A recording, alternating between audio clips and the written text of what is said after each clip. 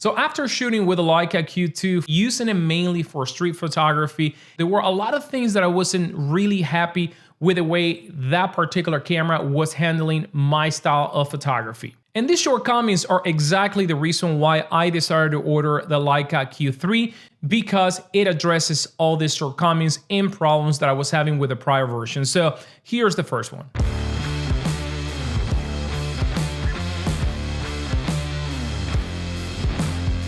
Now, one of the things that I actually noticed when shooting with the Leica Q2 was how easy the Leica Q2 can blow up the highlights. I would expose properly in the camera and I would look at the histogram and wouldn't even see any whites peeking up. But when I brought my images in Lightroom, oh surprise, a lot of the times those highlights were completely blown up. And part of my workflow entailed to actually go and hand select with a brush tool some of those highlights and try to recover them.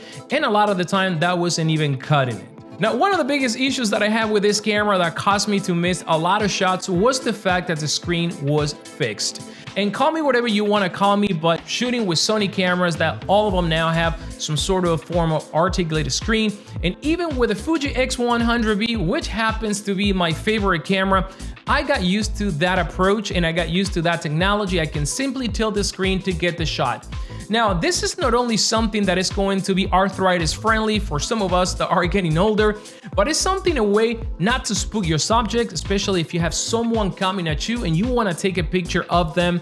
And most of the time, they're gonna think that you're reviewing a picture in your camera and they're never gonna realize that they're being photographed. So that entails a lot of the times not even attempting a shot or missing the shot or eyeballing and thus missing the shot anyways. Now in 2023, when talking about a photography camera, we have to talk about videos. And this is an area where I felt that the Leica Q2 was actually shortcoming. To me, that was the difference between bringing the Leica Q2 and another camera to do video, or completely skip the Leica Q2 and bring a camera like the Sony a7 IV, for example. So while we have an excellent lens and the sensor had great resolution, a lot of the times, I just couldn't deal with the onboard microphone because that camera doesn't have a microphone input. And this is where the Leica Q3 fixes everything, and we'll talk about that in just a moment. Now, shooting portraits with the Leica Q2 was a joy, but at the same time was a little bit of a frustration.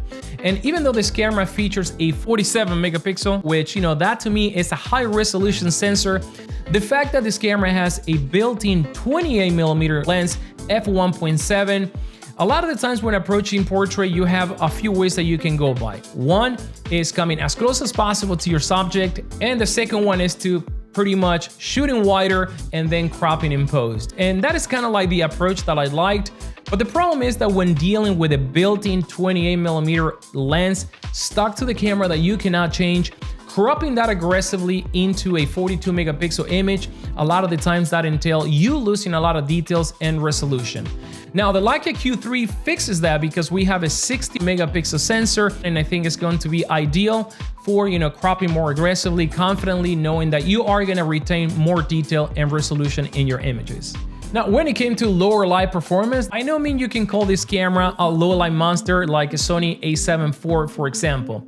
However, I've been reviewing some of the images that people have been sharing about the Leica Q3 in the lower light performance, and it seems that this camera can actually do a lot better than the Leica Q2. And I think this may have been because Leica may have addressed the algorithm exposure, if that's the right way to call this, giving us a smoother roll-off throughout the Luma scale. Now, when thinking about bringing the Leica Q2 as my only camera for all my situations and needs, I always felt that the Leica Q2 was cutting me short when it came to video. And of course, you don't get a Leica because of great video specs, or you don't get a Leica for video altogether. But the Leica Q3 changes everything, and not only everything, it changes exponentially from the prior version. First of all, we have 4K video up to 60p and now in 10-bit 4:2, but that's not everything. We also have 8K video up to 30p 10-bit 4:2. Now, of course, the 8-bit is going to be limited to a few minutes of recording, but When thinking that you have a 28mm lens f1.7, the 8K may allow you to crop into your image, getting an equivalent to 35 or 50mm, and that is actually a very useful tool. Now with the Leica Q3, I can say that this will be my only camera that I'm gonna carry for a lot of situations and making sure that I'm gonna be covering both aspects, photo and video. Now there are a lot of things that have not changed with the Leica Q3, and I think a lot of the improvements can actually make up for the shortcomings. Number one, the ergonomics of this camera, and this one is going to be a very personal opinion, so please, Leica fans, don't get offended, but the ergonomics are terrible in this camera, especially because it is a heavy camera. However, I am pretty excited about this product that Peak Design is releasing, the mini clutch, and I think it's going to make the experience with the Leica Q3 and Q2 much more enjoyable. Now when it comes to battery life, the Leica Q2 has pretty okay battery life, but one thing that I don't like about these batteries is that to own a secondary battery, you have to spend an arm and a leg. I wish that Leica could make some batteries a little bit more affordable so I can buy at least 4 of those batteries. That's what I like to have for every camera, but it is what it is. When you're buying into Leica, you're buying and you're ready to spend money. And this one is a big deal for a lot of you guys, including myself, and it is the fact that after $6,000 and a new version, we still have one single SD card slot. And I think that this is because of size constraint, and maybe perhaps, you know, Leica wants you to buy another camera as well if you want 2 SD card slots. But I think that in this day and age with a lot of cameras from Panasonic and Fuji, for example, having dual SD card slot, when you're talking about a $6,000 camera with a single SD card slot, that is a hard sell for a lot of people, especially if you're getting this camera for professional commercial work. And this one is a big deal for me. It may not be a big deal for you, but I wish the Q3 also had a flip out screen, because 80% of the photos that I take them in portrait mode. That's the way I like to shoot, maybe because I post a lot of my work in social media and I like to print in portrait mode, but it would have been really nice if they would have given us a screen like, for example, the one from the Sony A7R5.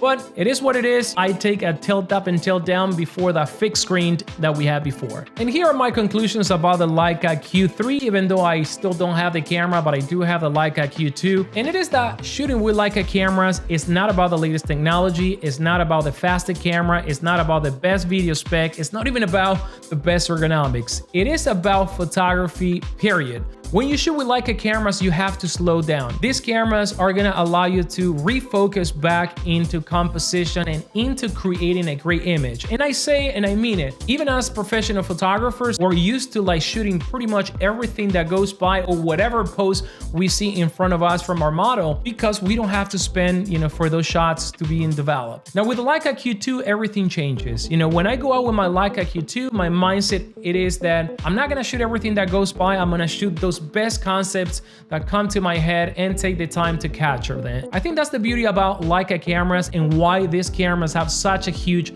following, because it makes you fall back in love with photography and the whole concept of producing great images. So to sum it up, I think the Leica Q3 is the right step forward for Leica moving into the future. Now, for those diehard Leica old-timers, you know, they may think different, but one thing for sure is that I think the Leica Q3 is going to bring more photographers, more content creators, and younger hybrid shooting to the ecosystem, and that may be a great thing for Leica altogether.